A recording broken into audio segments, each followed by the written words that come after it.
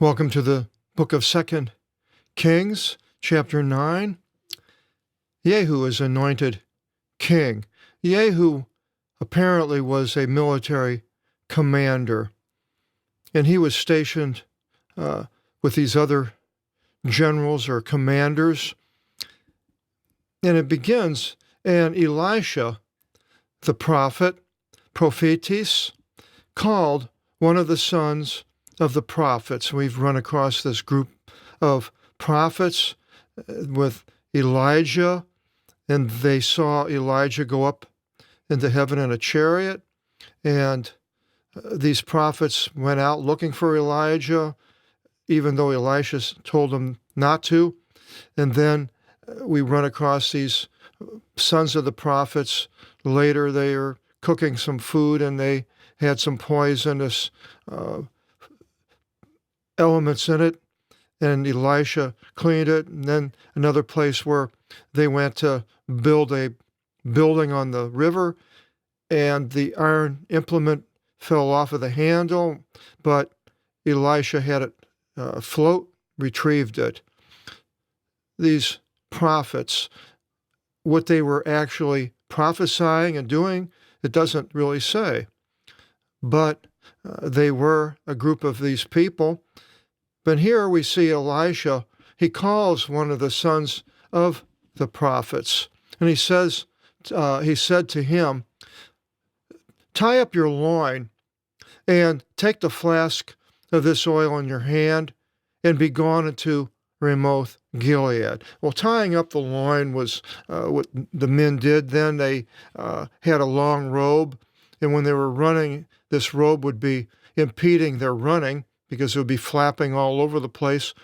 So they were able to somehow tie it up so that basically it's around their waist and buttocks, and then they could run a lot faster. So, and it also shows that this was an important thing when he tells them to tie up your loin and to take this flask of, it's actually olive oil, eleu. It's not just any old oil. Take this flask in your hand and be gone unto Ramoth Gilead. Ramoth Gilead is here in the map that we have, if I can get it up. It's over here. Here's the Jordan. Gilead is towards the east, where Jordan, the country of Jordan, is today. And we'll see that the battle goes against these kings, and Jezreel is mentioned, and then Megiddo. So you can just remember they're almost straight across from each other, and Israel is further on down, Jerusalem, is down here where the story basically ends.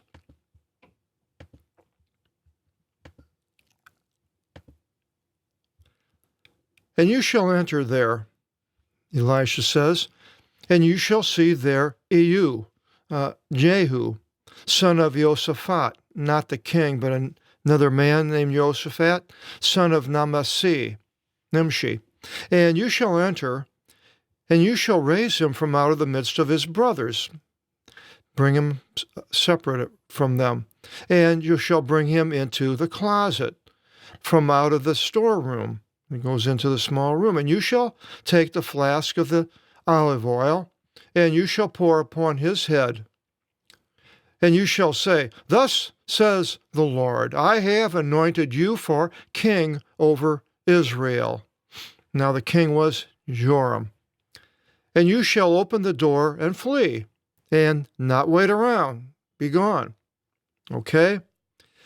And the young prophet went into Ramoth Gilead. And he entered, and behold, the commanders of the force were sitting down. All these men are around there, and Jehu. And he said, "A word to me, or from me to you, O commander," an archon, some Greek word for ruler, a commander. And Jehu said, "Well, to whom from out of all of us?" They're all commanders. He said, "To you, O commander." And he rose up and entered into the house. And he, the son of the prophet, poured the oil upon his head. And he said to him, Thus says the Lord God of Israel, I have anointed you for king over the people of the Lord over Israel. Now, many of the people up there in Israel were not following the Lord. They were following Baal, Ahab and Jezebel and so forth, who was right before. And you shall utterly destroy the house of Ahab, your master, from my face. And you shall avenge the blood of my bondmen, the prophets, and the blood of all the bondmen of the Lord from the hand of Jezebel. She killed the 400 prophets, and other people tried to kill Elisha. And from the hand of the entire house of Ahab, that she's there to be destroyed. And you shall utterly destroy to Ahab the ones urinating against a wall, which means a male, and the one being held and the one being left over free, slave and free man in Israel. And I will appoint the house of Ahab as the house of Jeroboam, the son of Nevat, who was the first king, who left the Lord, built the calves to worship instead of going to Jerusalem. And as the house of Baasha, son of Ahiah, who was a little later after Jeroboam, another king, who also followed Baal, not Jehovah. And then he continues and he says, the dogs shall eat Jezebel in the portion of Jezreel, and we showed you on that map, it was to the east, and there shall not be one burying her. And he opened the door and he fled. And Jehu came forth to the servants of his master, the other commanders and so forth, and they said to him, Irene, peace. Irene comes from that word, means peace, shalom in Hebrew today. What is it that this one, overcome by convulsions, entered to you? And Jehu said to them, You know the man and his meditation. And they said, That's unjust, but announce it to us. And he said to them, Well, such and such he said to me, saying, Thus says the Lord, I anoint you for king over Israel. And hearing, they hastened, and each took his cloak and put them underneath him upon the frame of the stairs. Wow, they're going to do that, make him king. And they trumped with the horn, karatini, as an animal horn, and said, Vasilevson Iu, Jehu reigns, Jehu reigns. And Jehu, son of Jehoshaphat, son of Nimishi, confederated against Joram, who was the king. And Joram guarded in Ramoth Gilead, where I showed you in that picture, he and all Israel before Hazael, king of Syria. So they were fighting against the Syrians, and they were up there. And Joram the king returned to be treated medically in Jezreel from the wounds which the Syrians hit him in his waging war against Hazael, king of Syria. So that when they went up and fought the Syrians, he was wounded. He went to Jezreel, not to Ramoth Gilead for whatever reason. Maybe Jezreel is more of a capital. And Jehu said, well, now it kind of is going back to with Jehu. That was right here about what was happening, is sort of a parenthetical part. And he says, if your soul is with me, let there not go forth from out of the city anyone escaping to go and report in Jezreel. So if you're with me, don't let anybody leave. We're going to attack them in secret. And Jehu rode and went unto Jezreel, for Joram was being attended to in Jezreel. And that's Jezreel is that place on the, I'll go back and show it again here. So here's Ramoth Gilead here, and here's Jezreel, and next we'll find out about Megiddo and Ibleam. They're mentioned, and then down Jerusalem.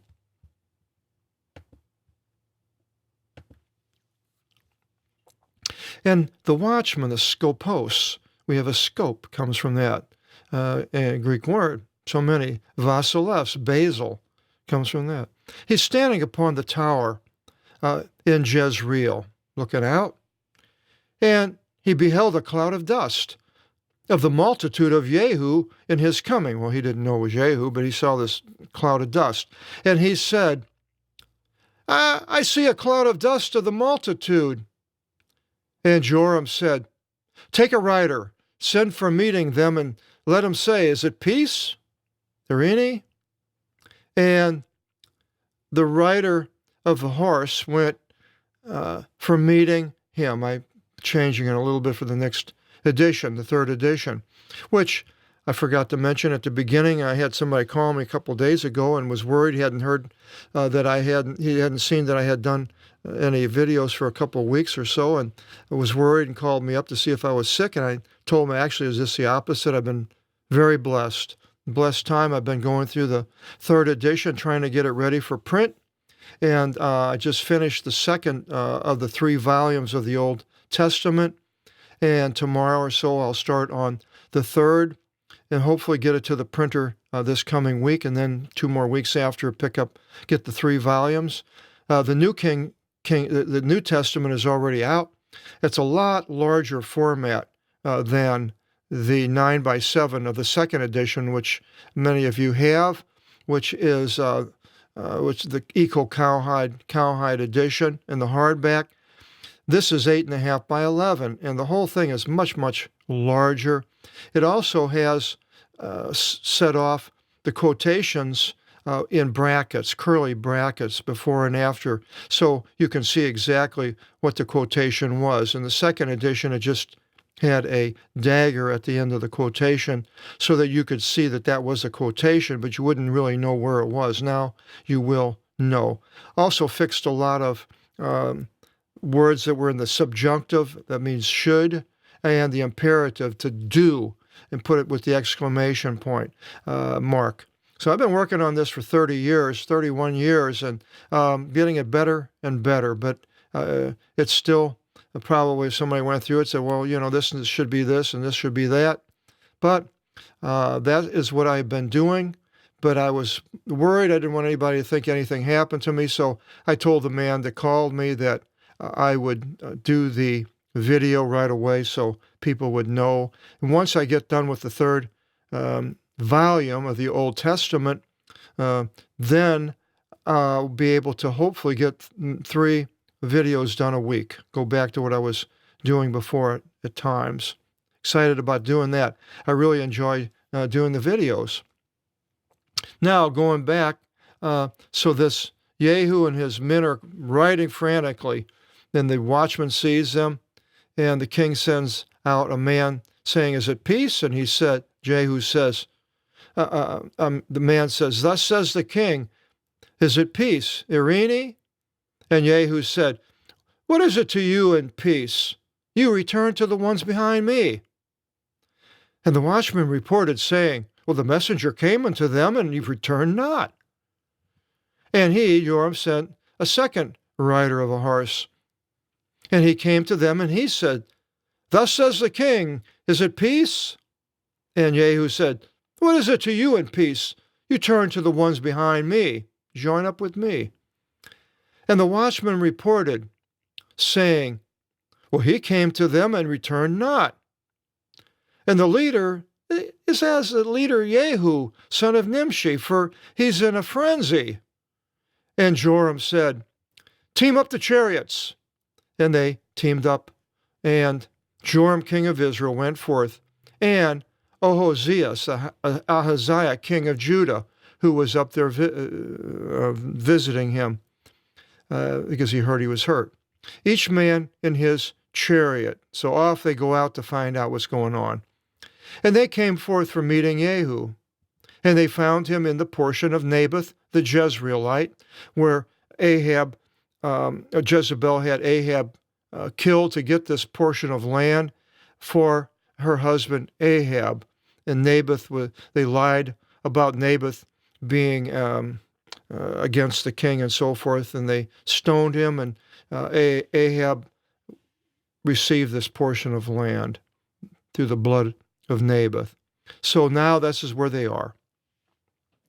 And it came to pass, as Joram beheld Jehu, that he said, "Is it peace, Jehu?" And Jehu said, "What is it to you in peace, with still the harlotries of Jezebel, Yazavul, your mother, Mitros, maternal, and her many potions?" We have pharmacia, potions, giving people potions. Well, I look at psychotic drugs. There are psychedelic, but psychotic pharmaceuticals that are given to people. I was a psychiatric technician for a couple of years in Southern California back in the early 60s, and we had to give people psychotic drugs that control their behavior and so forth. Now, the book of pharmacopoeia is like the telephone book in New York City with all the different drugs. I mean, it's like unbelievable. Everybody is being drugged by something. And potions. So she was doing potions, and potions are still being done today. And Joram turned his hands to flee. He knew something's up. And he said to Ahaziah, the king of Judah, "Treachery, Ahaziah." And Jehu filled his hand with the bow, and he struck Joram between his arms, and came forth the arrow through his cardias, his heart, cardiac. And he bent upon his knees, died. And Jehu said to Bidkar, his tribune, third in line, another commander, "Take and toss him in the portion of the field of Naboth the Jezreelite, where there were. For I remember I and you mounting upon teams after Ahab his father. And the Lord took upon him this concern, saying, Surely, indeed, I beheld yesterday the blood of Naboth and the blood of his sons, says the Lord," probably through Elisha or Elijah. "And I shall recompense to you in this portion of land, says the Lord." Jehu remembers this. "And now lift him and toss him in the portion of the land, according to the word of the Lord." And Ahaziah, king of Judah, beheld and fled the way of Bethagan. And Jehu pursued after him and said, "Even indeed him strike. Strike him upon the chariot in the ascent of Gur, which is by Eblaim." And he fled into Megiddo and died there. So that is what I was showing you. So they were at Jezreel, and now Eblaim is down here. And so they're going around here in places. And so he fled into Megiddo, and he died there. And 2 kings have died in one day. And his servants set him upon the chariot and led him into Jerusalem, and he was entombed with his fathers in his tomb, Tapho. We have a cenotaph. It's a place where a person that died has a memorial. It's not actually buried there. I used to live in Los Angeles area, go to Catalina Island on my sailboat. And outside of the city of Avalon, it was very small, crescent-shaped, with like a casino. It wasn't gambling, but it was a theater and a dance hall and a round casino. And right in the middle was a street that went straight up into the hills. And at the top, up here, there was a big monument, a huge monument, I don't know, 20 or 30 feet tall, and you go up the stairs like the Washington Monument. And it was to William Wrigley, who was the owner of the Chicago Cubs and the Wrigley bubble gum manufacturer, and he had bought Catalina, put a bunch of bison on it, and he had a lot of land. It's about 25 miles long, I believe, and 25 miles out from the coast. And they had, this was a cenotaph to Wrigley. So this was what it's talking about, a tafel, a tomb in the city of David. Now, I'm sure he was buried there, but the word cenotaph comes from that. Yeah, the second part, the taph. And in the 11th year of Joram, king of Israel, Ahaziah took reign over Judah. Now, this is going back and giving you this fact. And Jehu then came to Jezreel. So now he goes back to Jezreel, and Jezebel heard. Apparently she heard her husband was killed. And she tinged her eyes, ophthalmologist, from that, with antimony and from where, mascara, I guess you'd call it today. And she adorned her kephallene, cephalic, her head, and looked through the window. And Jehu entered into the city. And she said, "Oh, is it peace to Zimri, the murderer of his master?" And he lifted up his face unto the window and beheld her and said, "Who are you? Come down to me." And two eunuchs stooped forward to look down at him, and they were taking care of Jezebel, waiting on her. And they look out to see what's going on, and he yells up, said, "Roll her over." And they rolled her over, and she falls down on the ground, and her blood sprinkled against the wall and against the horses, and they trampled upon her, and wham, just tearing her apart with their hooves.